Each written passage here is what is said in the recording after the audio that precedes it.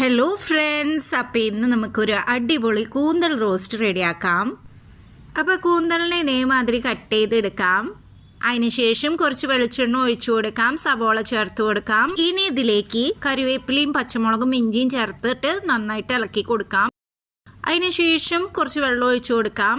ഇനി ഇതിലേക്ക് പൊടികളായ മഞ്ഞൾപ്പൊടി ചേർത്ത് കൊടുക്കാം, മല്ലിപ്പൊടി ചേർത്ത് കൊടുക്കാം, മുളക് പൊടി ചേർക്കാണ്, ഒരു സ്പൂണോളം ചിക്കൻ മസാല ചേർത്ത് കൊടുക്കാം. ഇനി നല്ലോണം മിക്സ് ചെയ്യാം. ഇനി ഇതിലേക്ക് കൂന്തൽ ചേർത്ത് കൊടുക്കാം.